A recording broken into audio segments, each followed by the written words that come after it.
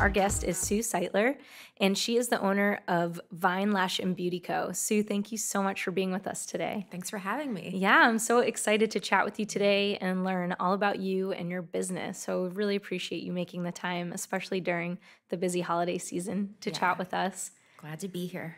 Aw. So Sue is amazing because not only is she an incredible business owner and one of our clients, but she also is our next door neighbor. So we love having you as our neighbor, and it's been so fun to just kind of get to know what you do and learn more about you each day, just being right next door.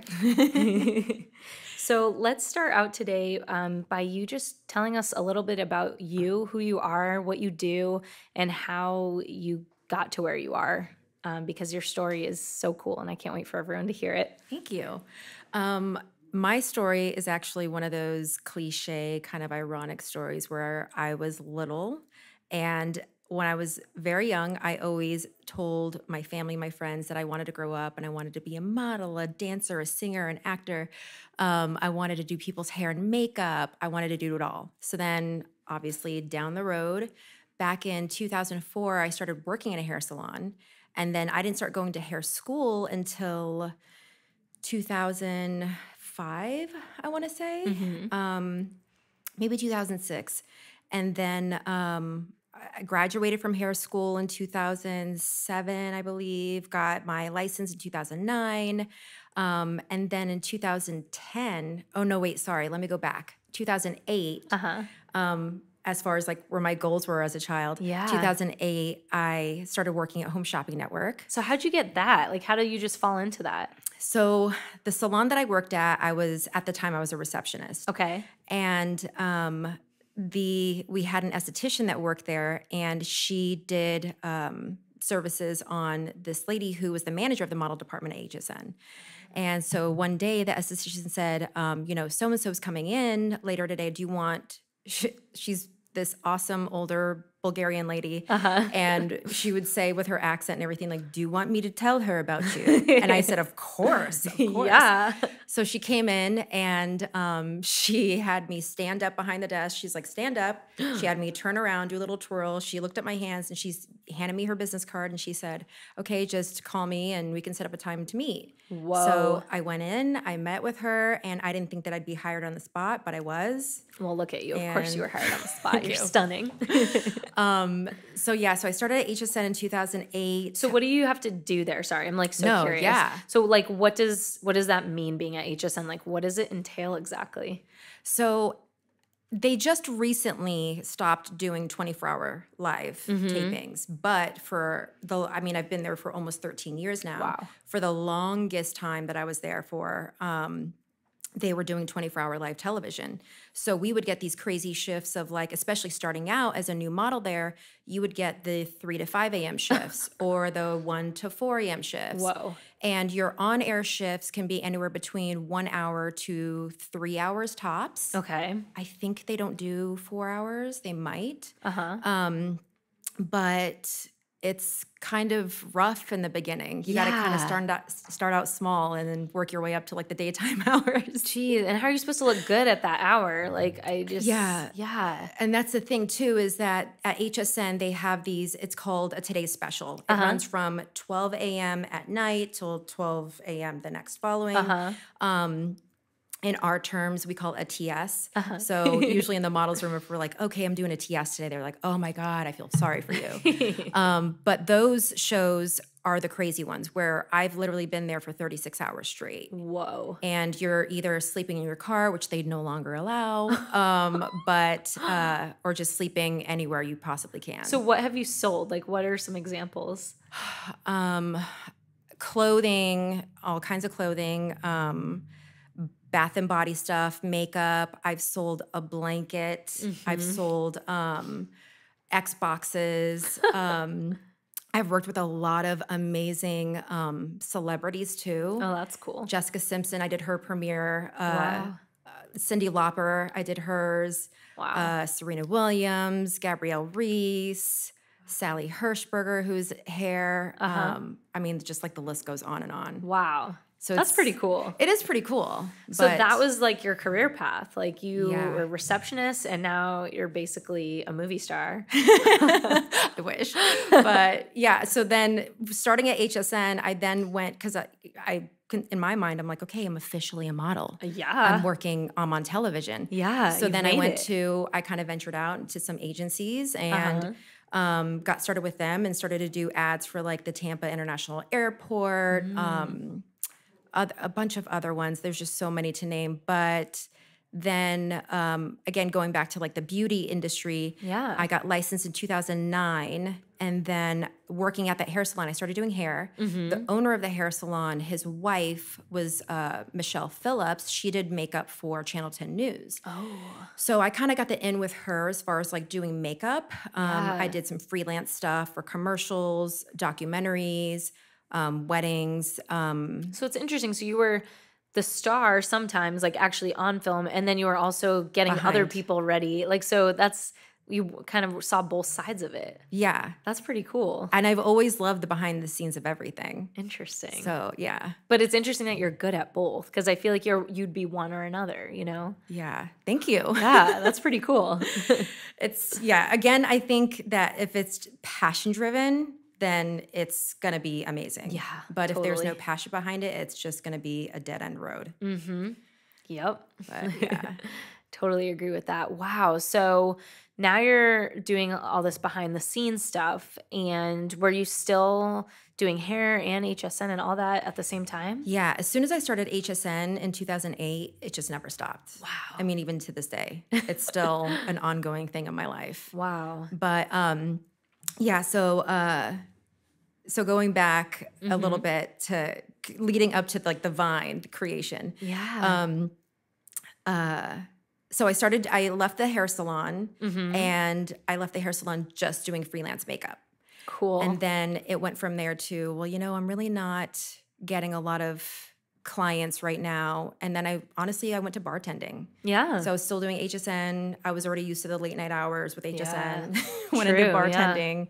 And then my husband and I got married a couple years ago. And as soon as we did, we were planning a pregnancy. And all we could think and talk about was, how am I going to do modeling being pregnant? Right. And even though the Tampa Bay area, or like Florida in general, is a very much like a lifestyle state for modeling and things, I have no idea if I would be brought on as a pregnant model, for shoots. Right. So I needed to make sure that I was going to be okay financially. Yeah. And that's how I started Vine. I got back into the beauty because I've never, ran away from it. No, it's always been on the back burner. Yeah. Yeah. Wow. So how did you hear about the whole lash industry and brow too? Like, I know that it kind of became popular several years back, but like what was your entry point into that? Originally, one of the stylists at the hair salon that I worked at, it just came out. It was just a new thing, and she got trained, and I was one of her models. Oh, cool. I didn't think anything of it then. I just thought, because they really didn't last. But then again, it was such a new thing. Right. And so her training, I don't know. Right. And then one of my best friends from HSN, she told me that she got lash extensions done, and they looked amazing. And I had to meet up with her. We met up in a parking lot somewhere because I had to like give her something. And as soon as she got out of the car, she had sunglasses on. I'm like, let me see your lashes. I have to see. And I was amazed. Yeah. And I'm like, I have to go get this done. And then I would consistently get them done, but I was always interested, because your eyes when you get lash extensions, your eyes are closed, so you have no idea what's happening. No, it's like literally, I know from experience, it's like I have no idea what kind of sorcery you're doing. Right. Like, it's like magic. You just open your eyes and it's over. It's and you're done. like, I have no idea what just happened. Right. Because you don't feel anything really. Like nothing hurts or anything. Like, right. Wow. Okay. So you were like, I want to know how this works. Like, yeah, because every time I would get them done, being in the beauty industry, I would always just kind of imagine what they're possibly doing behind me or whatever. I know what you mean. Yeah. And then, thinking about something to do as a business or something, career-wise, being pregnant, I thought, oh my God, why did I not even think about that? Yeah. Lashes. Because that's new. Yes. It's something that can be very lucrative. Yeah. And a lot of people are wanting it. And I definitely foresaw it being even more popular. Yeah, for sure. So were you right with your prediction? I pretty much was, yeah. Yeah. Yeah. So that kind of brings us to present day, right? So now what are all the things that you're doing? So now I'm doing, so I was originally trained in classic and volume lashes. I actually don't even offer classic lashes. What's the difference? So classic lashes is if you think of one thick lash being adhered onto one of like your natural lashes. Okay. A volume lash is a bunch of thin lashes fanned out, like one fan, being placed on one of your natural lashes, therefore giving it that volume type of look. I see. So classic, it's just it's a lot more natural. Okay. But personally, my own opinion of it is they're great. I think they can look great on a specific person, not on everybody, whereas volume lashes can look great on everyone. I see. That makes sense. Yeah, and I feel like the classic, again, with my opinion, Yeah, you're the expert. I feel like they can, it can be a bit messy. Yeah. So That makes sense. Yeah. Yeah. Wow. That is so cool. Thank you. So you're doing that and then you're still at HSN. Yeah. And then you still do modeling, right? Yeah, I do monthly commercials for a local dealership. Wow. So Every single what's month. that like? That's fun because it's off of a teleprompter. It's the same two people. There's one girl working the teleprompter, one guy manning the camera and the microphone, and we have it all down to a science now, I feel like. Yeah. As far as our scripts, we walk in, we have a couple, it's typically about 2 scripts. A lot of times we do have to call the media company just to kind of alter the scripts because they just sound really whack. Like what's something like ridiculous that you've had to say? Or that they wanted you to say? I mean, I think the most craziest thing about it is how they want me to just zip through it in 10 to 12 seconds. The time crunch. Okay. Yeah. And then a lot of times the scripts can get very wordy. Like the ones I just had last week were very wordy, but sometimes if it gets a little too wordy, they'll say, okay, let's give them a call and let's try to see if we can like axe some of these words out. But this time they were like, let's just do it. You could do it. I'm like, okay. You're like, so can they just like speed up your voice like with a computer after? It's just me just speeding it up myself naturally. Wow. But it's fun though. It's fun. The crew's fun. And I feel like in any shoot that I've ever done, as long as the crew was really cool, then I'm completely content. Yes. So that energy in the room. Yeah. That makes sense. Yeah. Wow. That's really cool. And so what's it like to wear so many different hats? Like, I feel like that would be hard for me to be like, I do this, but then I also do that. Like, what's your favorite? What do you like? Like, what? It's kind of hard to say just because I'm passionate about all of these things. I think that if there was no passion behind any one of them, then I would definitely not do it just because I am so busy with everything else that it'd be easy for me to just say, no, I don't want to do that. Yeah. But I love all of it so much that it's so hard for me to say no to all of it. That makes sense. Yeah. So are there things that you do have to, that you find yourself saying no to now that you didn't used to have to, but like, I mean, you must have to keep a pretty structured schedule at this point. Yeah. Things I say no to, there's things that I say no to not because I want to. There's some jobs that I get that I'm really stoked about and I mean, like so stoked where I'm like, I can't even believe I got this. And then they say, okay, can you do this day and time? And I go, yeah, I'm booked solid that day at the Lash Studio. So it can't happen. So, and that just proves that the Lash Studio is also your priority because you didn't immediately say, I'll just rebook them all. It's like, no, that matters a lot to you too. Right. Yeah. I mean, as a model, I'm a business. As a lash artist, I'm a business. Right. So if I say no to clients, then then they might not possibly even come back. Right. And then if I say no to a shoot, then they might not even consider me next time. So it's like, it's really hard. Maybe my decisions are like on the fly. Yeah. You just go with your gut maybe? Go with my gut, yeah. Smart. I love that And approach. and at the same time, I think it's a universal thing. Like, okay, God and the universe is making this happen because of a certain reason. Yeah, so you just kind of trust the process and Right. trust the journey. Yeah. That makes sense. So let's say I wanted to start a lash studio or maybe something else that's a similar business model.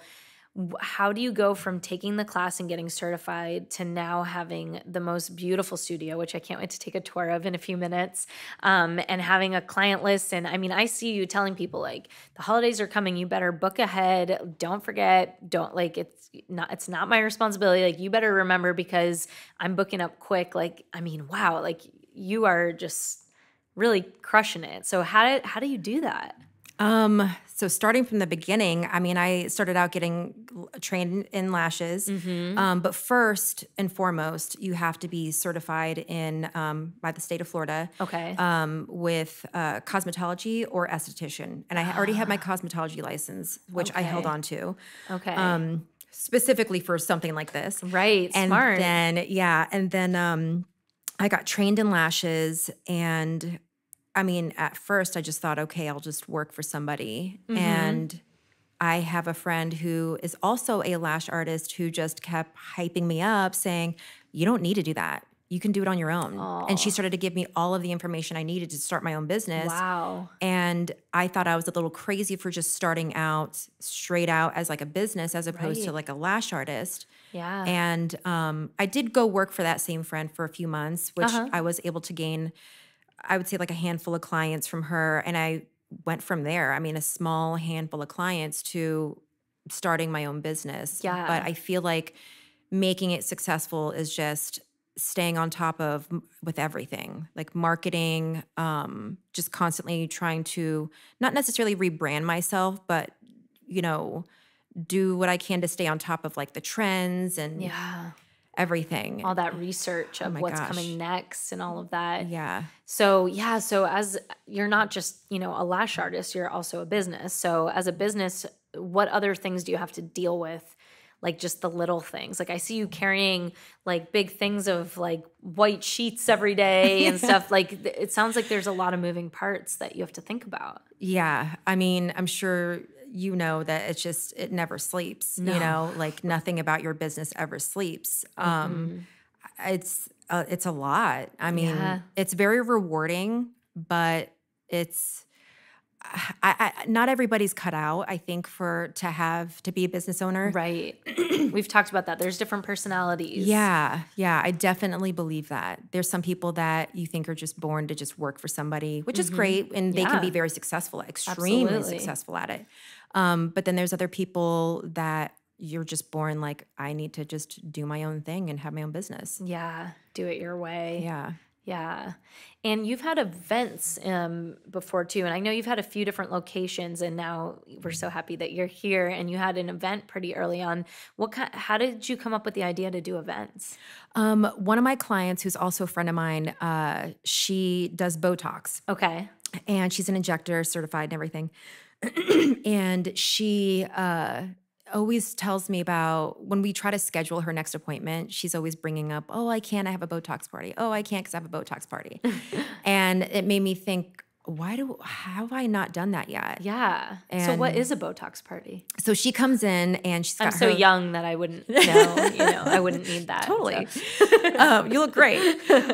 So she comes in with like her, all of her stuff. She has her own like chair and everything, her own specific chair. Uh-huh. And she gives Botox at a discounted price. Okay. So Cool. I wanted to join in on that as well. I mean, normally she goes in and she does her Botox party and that's that. Yeah. But I figured, okay, well, I can offer services too. Yeah, that's So, genius. yeah. So we did Botox and brows was our first Oh, that's so event. cute. I love the alliteration. Yeah, right.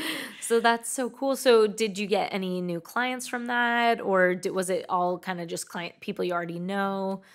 It was a lot of people that I already knew that were already clients. Mm-hmm. She did bring in some people, a few people that weren't clients yet. So I Uh-huh. did, That's great. yeah, I did do brows on one of them and she loved the results. I did henna brows Uh-huh. on her.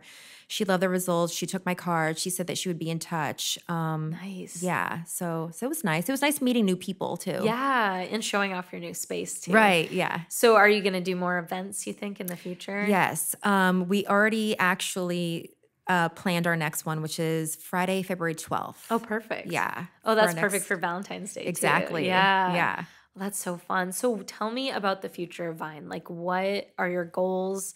What's next? Or do you have goals outside of Vine? Like, what, as a business owner, what, like, how do you think of the future? Like, what's the plan? So I would say, I mean, I feel like my plan always changes, but I would say that as of right now, my plan is to, as of the new year, I'm going to get someone to work under me, commission based. Yeah. I'll be adding a third bed into my room. Wow. And then moving past, next month, working on a training course for lashes. Ooh, genius. Yeah, I started working on that when I hired my my first lash girl last year, and I trained her, and then but it was just very kind of like condensed kind of training. But there's a lot more that I want to put into it, just because, I mean, to be perfectly honest, the training that I received for lash extensions, I did not feel like it was very thorough. Okay. Interesting. I feel like there was just a lot of things missing out of it. Not that I knew what to expect. Right. But in hindsight. Right. But in hindsight, there is something that you kind of do expect. And especially for a specific price point, you are expecting certain things. Sure. So with that being said, knowing what I felt was missing out of that, and then, being in business for so long and actually realizing what was missing from that. Right. I want to make sure that that is involved in my training, as well as way more things than that. Wow. Many more things. Wow. So would that be like an in-person kind of training, or could it be online? Definitely in person. The online training is something that I absolutely want to work on, especially with the whole COVID thing. Yeah. So, yeah.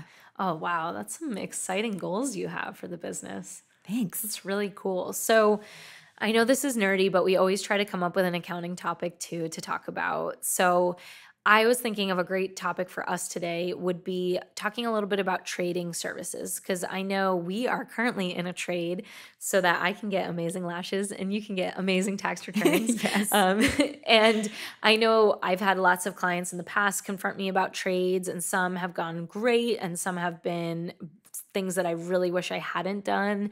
And they can be, easy, hard, good, bad, and there's some accounting, that needs to be done for those things. So tell us a little bit about your method. Like, what do you do when you do start a trade with someone? And you could maybe talk a little bit about our trade and how you knew that that was a trade that you wanted to do. Like that felt like a good fit, like, because it's not always a good fit, right? Sometimes it's like, let's just do that the old-fashioned way with cash and like just exchange money, regular currency. So just a little, I loved when you had that idea for us to do the trade. So tell us a little bit about your experience with it. Well, I feel like, so obviously Natalia is the one who introduced us. Yes. But Natalia, she's also introduced me to that as well. Yes. Because she's very good at that, bartering. She is, yeah. It's really so old good. school. I love it. So, I know. Yeah, it's like such a community thing, you know? Like you've got your like shoe repairman. Like it just reminds me of like like an old town with like carts and buggies and that's honestly what I think of too. Yeah. It's just so old school, and starting my business, I didn't really think that people were still doing that kind of thing nowadays. Yeah. But then Natalia talks about it all the time. I'm like, why am I not doing that? Yeah. Why am I not taking advantage? So what do you like about it? I like how convenient it is, honestly. And it's convenient in so many different ways. Yeah.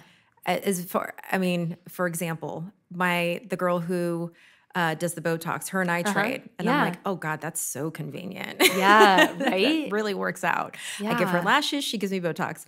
Yeah. But then Natalia, she trades with so many people. It's easy for her because she does women's hair and she does men's hair. Mm-hmm. So she's her trading, Right. she is very broad. For you with lashes, it's only It's very someone who wants lashes, right. right? Kind of specific. Yeah. It's just Yeah, women. that's a good point. So Yeah. I can't do men. I mean, unless there's a man out there who does want to get lashes or Hey, brows done, you then know? please call me. If you're out there, we're ready for you. Yeah. I've got some construction work that is needed in my space. There we go. That's perfect. Yeah. So, okay. So it's got to be someone who actually wants the thing that you have, right? To make Right. it workable. And then what about, like, is there some trust involved? Is there some record keeping involved? Like, how do you, like, do you have any advice for people of how to make sure it's going to be like a good, fair trade, you know? Yeah, I'm glad you asked that because being an accountant, I actually was wondering if I was even doing my whole process correctly. Yeah. Because I have Square. That's where I do all of my booking and my cashing out of clients and everything. And what I normally was doing was, of course, I would ring that client up that I was trading services with. And then I have an option button for discounts. I just click Yeah. on that. And then I have a specific discount that says trade, Perfect. 100% discount. And then I add that to their receipt, basically, or their checkout.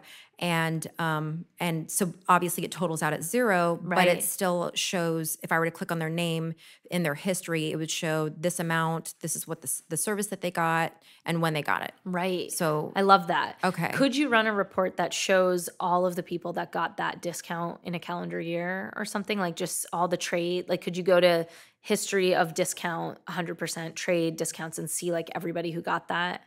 I don't know. You probably can. Through Square? Yes, Okay. because there's so many different reports. So there's probably like a discount report where it will just show you like everybody who got a discount. And that would be a great thing to print out once a year and just review like per client to just make sure that you feel like whatever you traded with them, that just to reconcile it, to make sure that you got something in return for that or that it's on the way or something. So Right. what I love about your system is that you still are ringing it into the cash register, you know? Okay. Because some people, they just do it totally off the books and then they have no way to go back and check to see like, wait, how much was the value of what I gave them and what are they giving me? Because the only thing that can make a trade not so fun is if it's not fair, right? Right. So fairness is like the most important thing there. 100%. So for you, you have a way to track and be like, okay, it's her bill so far is $300. Like, let's see, what am I getting? Am I getting that back from her? You know, could she or he or she, you know, whoever provide you with some sort of tally up of what you've used of their services? So at some point, whether it's quarterly or annually, just coming up with that list and making and comparing it to their list and just seeing who owes each other what. Right. Because that's the only place I see that it can be a little sticky is when you feel like I'm not really getting the same value or it's going to take me forever for them to catch up with what I'm getting or they're getting vice versa, you know. Yeah. That's kind of where, or like for us, like if there's a point where you've kind of completed your tax return situation and then I'm still just racking up my like, you know, trade with you, but I don't have anything to give you, like then maybe we should switch to cash, you know, so that was, so it really takes two people who, you know, can honestly be sharing their records with each other of like, this is how much I think we're at. And this would be a great app if anyone wants to invent it or something. Really though? Really? Yeah. Of you plugging in like, okay, this is how much you've used, me plugging in, okay, this is how much you use, and then seeing like who owes who what at any given time. Yeah. I think that's the best way to do it. And just always being in communication and being transparent and being honest with each other. There could be a point where you say, you know what, Rebecca, I just feel like I want to switch back to cash. Like that, it just feels like I'd rather just you invoice me for tax returns and me invoice you. And that's fine too. You know, it's just, it's kind of fun. I think what I like about the trade is you feel when you go for that service or you get that thing done, it almost feels like it was free because you don't have to exchange cash. So it just feels like fun, I just got this for free. Like it almost feels like an extra treat, even though you are working for it, you know, Right. There's just something fun about it. Yeah. I feel like. And you don't see that negative amount in your bank account. Exactly. You're like, wait, I still have money. Exactly. Yeah. And there's probably so many people. Do you think people who don't own a business, but they just have a skill that's really valuable, do you think they could partake in this kind of trade thing as well? Like, let's say you're just like, you have, you know, like my husband, he has a 9-to-5 job, but he's very handy. Like Oh, Do you think okay. even someone that just kind of has like a extra skill on the side could be trading with I think people? so, Yeah. right? Yeah, I think Yeah, everyone could really do it. Like everyone has something to offer each other. absolutely. When you Yeah. put it that way, absolutely. Yes. Yeah. Yeah. I think that could be a whole new I feel like things always happen in cycles. Like you always go back to the old fashioned way of doing things. So maybe that could be like a whole new shift that the world Yeah. takes of like going back to old fashioned Yeah. bartering and Yeah. yeah. Yeah, I agree with that. And, Yeah. even going back to the whole trading and accounting for everything, Yeah. that personally for me, it's difficult. So yeah, if Yeah. someone can actually make an app, Yes, please. it would just make it easier. One of the girls that I trade with, we share on the Notes app on your Uh-huh. iPhone. And so her and I just document, Oh, that's a smart. specific number. But this is why I, do it the way that I do it on Square, is because it shows number for number, Right. exactly what you had done and why that number is that number, Right. Right. and on her end, I don't see that receipt type of Right. number, There's not that paper trail. Right. So then I just have no idea what that number even means. I look at that number, I'm like, I don't Right. even know, what does that mean? What did I Yeah. get done? Right. So that's where that trust piece comes in is you probably really trust this person and that's how it works, like Right. just making sure that you really trust whomever you're deciding to do this trade with and Yeah. and that their prices are like not kind of like arbitrary, but they're like pretty set. Like, I can go on your website and see what your prices are and it makes sense, Right.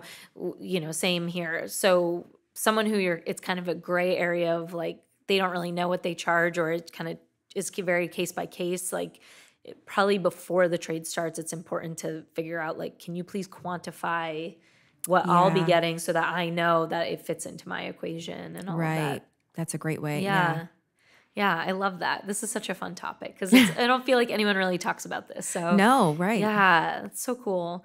Well, so I'm sure there are people that are ready to book an appointment with you after hearing this, or maybe there's like a modeling agency that's just has to have you come do something for them. So where can everyone reach you and what kind of work or what kind of client are you looking for? What's like an ideal job or gig or client? Like just ask the universe for what you want and tell us how to get to you. So clients can, for lashes and brows, they can book on my website, through my website, which is vinelashbeautyco.com. Okay. There are links everywhere throughout my entire site where it says book an appointment. And you just click on that and it sends you to Square. I also have e-gift cards available on there as Ooh. well. And yeah, and like you said, all of my services are listed there, Yeah. the amount of time it takes to do each service, the price for that service, and so on. Perfect. That's Yeah. awesome. And then, of course, at my website, you can find all the information on what lash extensions are and the aftercare and everything. Yes, yes. You are so good at laying that out. I try. Yeah. Yeah. Well, we'll put links to all of that on the website and your social media and everything in this. And I'm really excited to go check out your studio. So we'll have to go do that. And be sure to check out the vlog where we go through a little tour of your studio. And thank you so much for being here with us today. Thank you. If you have any questions for us or need help getting started, check us out on social media. We are on Instagram at Conscious Accounting, and our website is conscious-accounting.com, or you could email us at info@conscious-accounting.com.